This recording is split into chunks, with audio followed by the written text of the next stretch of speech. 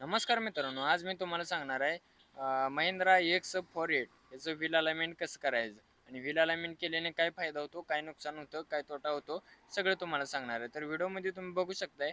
आता मी तुम्हाला कम्प्युटरमध्ये दाखवले. ह्याचं हाऊसिंग जे आहे ना, असं मागं सरकलं आहे एका बाजूने, कारण हाऊसिंगचे टायर मार खातात. यांच्या ड्रायव्हर मालकांनी ना गाडीचे टायर नवीन टाकलेत बटन, त्यासाठी गाड्या आल्या आपल्याजवळ व्हील अलाइनमेंट करायला. ह्यांच्या ग्रुपच्या गाड्या 28 गाड्या आहेत त्या बलकर महिंद्राचे. ते आपल्याजवळ आले ते व्हील अलाइनमेंट करायला. मग काय आपण व्हील अलाइनमेंट करायला गाडी घेतली बघू शकताय तुम्ही. तर याचं हाऊसिंग मागं सरकले आणि हाऊसिंगचे टायर मार खातात. हाऊसिंगची डमीची टायर मार खातात आणि तुम्ही बघू शकताय तिकडचा पाटा जे आहे ना खालचा, सेंटर बोल्ट जे मध्ये गादी असते ना, त्या गादीला मोठं होल पडलेलं आहे, त्यामुळं मागं पुढं सरकत आहे.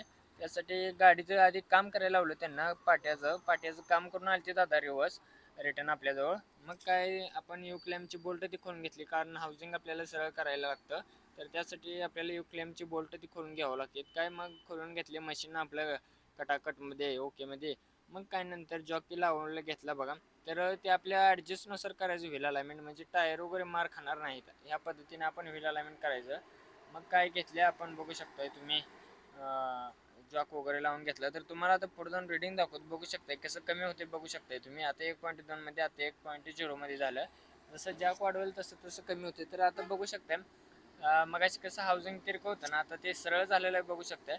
मग काय मी आपला पाटा ते मारायला चालू केलं, कारण पाटा जे तिरकं वगैरे झालं आहे ते सरळ करून घ्यायला लागते, म्हणजे टायर वगैरे मार खायत नाहीत. आणि व्हील अलाइनमेंट करण्याचे फायदे म्हणजे काय माहीत आहे का तुम्हाला? तर आपल्या गाडीचं ना ॲव्हरेज चांगलं येतं आणि गाडी एका बाजूला ओढत नाही, इंजिनवर लोड येत नाही आणि टायर मार खात नाहीत. याचा व्हील अलाइनमेंट करण्याचा फायदा आहे, तर बघू शकता मित्रांनो. मग काय आता हाऊसिंगचं झालं, आता पुढचं व्हील अलाइनमेंट करायचं सेकंड धडे आणि पुढचं व्हील अलाइनमेंट करायचं. मग काय मी बसलो वर स्टेअरिंगला, स्टेअरिंग 0 लेवलला पकड लागते स्टेअरिंग सरळ करण्यासाठी. मग पुढचं बघू शकताय तुम्ही, व्हील अलाइनमेंट ओके केलेलं आहे आपण. मग काय आपण गाडीमध्ये बसलोय बघू शकताय तुम्ही, असं वर स्टेअरिंग पकडून बसायला लागते. गरमी तर भरपूर होते. बहुत आता उन्हामुळं ना गरमी लय भरपूर होते.